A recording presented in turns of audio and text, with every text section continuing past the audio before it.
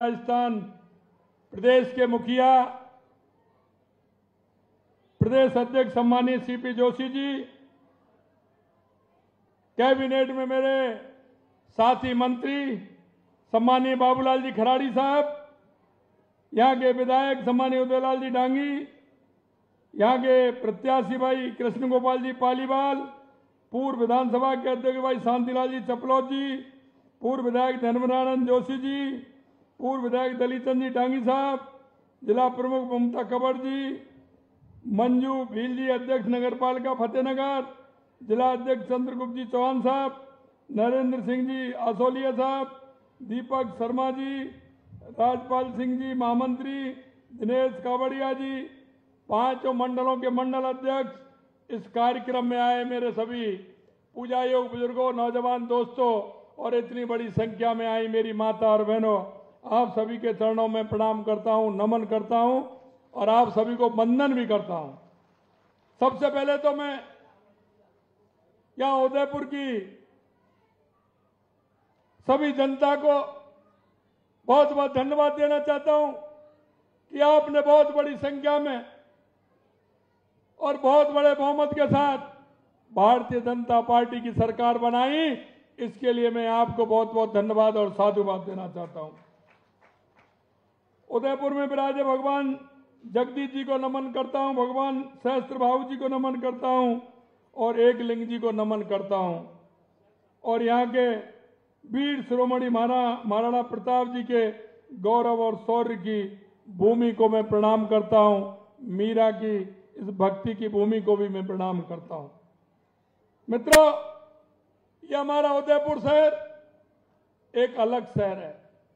राजस्थान का कश्मीर कहे जाने वाला यह शहर, क्योंकि यहाँ का जो राजस्थान का पर्यटक आता है वो हर तीसरा पर्यटक उदयपुर में आता है। ये पर्यटन की नगरी है और जिस तरह से आप देख रहे हैं ये झीलों की नगरी है, सुंदर नगरी है। इसको और अच्छा कैसे बनाया जाए इसकी चिंता हमारे सभी सांसद और हमारे जनप्रतिनिधि करते हैं। आज उसी के लिए देवास के तीसरे और चौथे चरण का शिलान्यास का कार्यक्रम हुआ है। आज आपके यहाँ महाविद्यालय का भी शिलान्यास हुआ है। मित्रों, आवश्यकता शिक्षा, चिकित्सा, बिजली, पानी, सड़क, ये मूलभूत सुविधाएं हैं। यह व्यक्ति को मिलनी चाहिए। इसके हमारे समाज का उत्थान होता है, व्यक्ति प्रगति करता है और जब ये उत्थान होता है तो हमारे गांव का, हमारी तहसील का, हमारे विधानसभा का, हमारे जिले का, हमारे प्रदेश का और राष्ट्र का उत्थान होता है।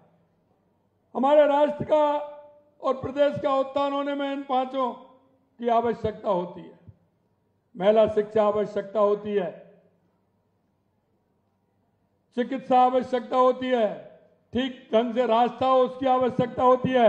लेकिन मैं आपसे कहना चाहता हूं, इस देश में जो सबसे ज्यादा शासन रहा उस सरकार ने इस तरफ ध्यान नहीं दिया।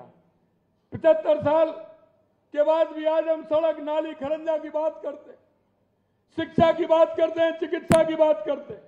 ये सारी बातें मैं आपसे इसलिए कहना चाहता हूं कि अगर 2014 के बाद का परिवर्तन आप देखेंगे, देश के यशस्वी प्रधानमंत्री नरेंद्र मोदी जी ने चारों तरफ कितना बड़ा परिवर्तन किया है।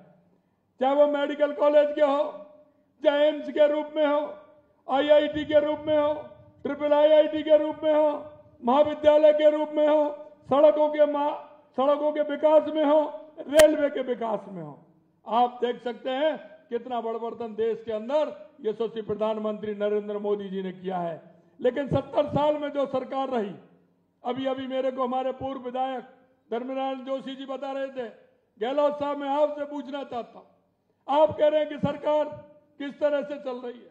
मैं आपको कहना चाहता हूं और इस महाबली की धरती से आपको कह रहा हूं, आपने 2019 के बजट में यहां की महाविद्यालय की घोषणा की थी बनाने की। आपने 2020 के बजट में आपने घोषणा की थी और अगर ये बना है तो माननीय सांसद और विधायकों ने मिलकर के प्रधानमंत्री योजना से इस महाविद्यालय को बनाने का काम किया है। बीएमटीसी की योजना से बनाने का काम किया है। मैं आपसे कहना चाहता हूं, अगर आपको पता नहीं हो तो आपकी बजट घोषणा पढ़ लीजिए और जनता को जवाब दे दीजिए। गोलत साहब, आज आपको मैं इस मामले से और कहना चाहता हूं, आप अपना घोषणा पत्र पुराने निकाल लीजिए। आपने कितनी झूठी घोषणाएं की थी और आपने अमली जामा कितनों को पहनाया। ये मोदी जी की गारंटी है। आपकी गारंटी क्या है? आप कहते हैं गारंटी का सब हमसे लिया है। अरे गहलोत साहब, आपकी गारंटी नहीं है तो आप किसको गारंटी दे सकते हैं? अगर इस देश में कोई गारंटी देने वाला है, गारंटी की भी गारंटी देने वाला है, तो वो देश के यशस्वी प्रधानमंत्री नरेंद्र मोदी हैं। काम के शिलान्यास की गारंटी और समय पर काम पूरा हो, अगर इसकी कोई गारंटी देता है तो देश के यशस्वी प्रधानमंत्री नरेंद्र मोदी जी देते हैं। आप अपने घोषणा पत्र को दीजिए, लाइए सामने, विचार करिए। और आपसे मैं कहना चाहता हूं, आपकी सरकार तो होटल से चलती थी, आपकी सरकार तो सीएमआर से चलती थी। आप 3-3 महीने तक सीएमओ में नहीं आते थे। क्या बात थी ऐसी? क्या हो गया था? आप अपने डिप्टी सीएम की बात करिए गहलोत साहब, उनकी बात करिए। आप क्या कहते थे उनको? क्या क्या आपने शब्द यूज किए थे उनके लिए? ये भारतीय जनता पार्टी है, आपकी कांग्रेस है। कांग्रेस में जो संस्कार हैं उसके हिसाब से आपने काम किया और भाजपा अपने संस्कार के हिसाब से काम करती है। भाजपा जिस संस्कार से काम करती है वो शायद आप भूल गए उनको। आप देखिए कि आपने कितनी बार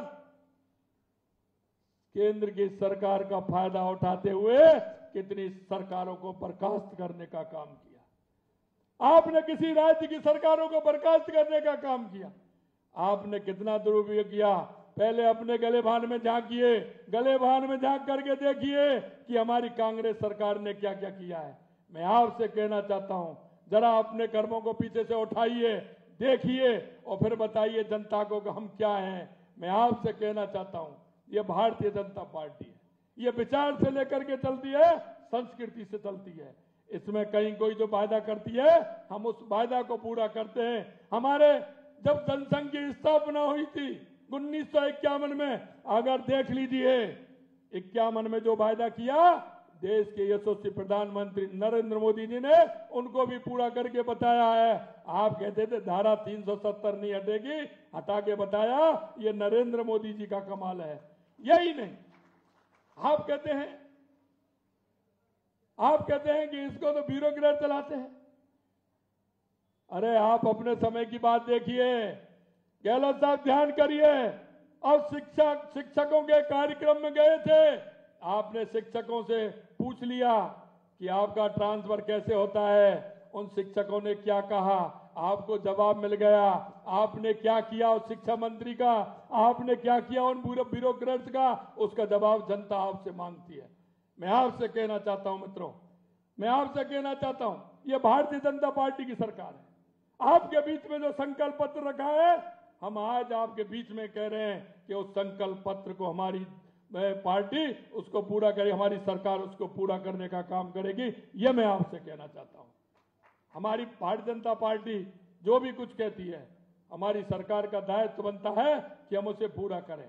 मैं आपसे इसीलिए कहना चाहता हूं, आपसे हमने वायदा किया, हमने यहां कहा है कि इस क्षेत्र को पर्यटन तीर्थ बनाएंगे।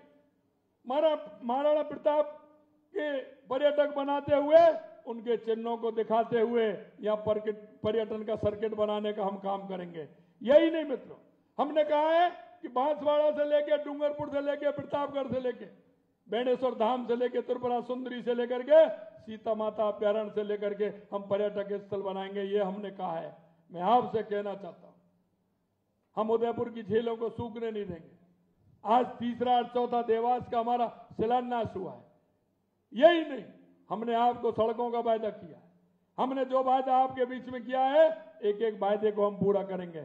हम ये भी कहना चाहते हैं, जनता के बीच में हम गए हैं, हमारी सरकार को 2 महीने और कुछ दिन हुए हैं। आप देख लो हमने कितने वायदों को पूरा किया है। यह लूट और झूठ की सरकार नहीं है, यह गरीबों को धोखा देने की सरकार नहीं है। अगर यह सरकार है तो जो हम कहा है वो करके दिखाने की सरकार है। मैं आपसे मित्रों इतना ही कहना चाहता हूं, आपने क्योंकि हम काफी लेट हो गए।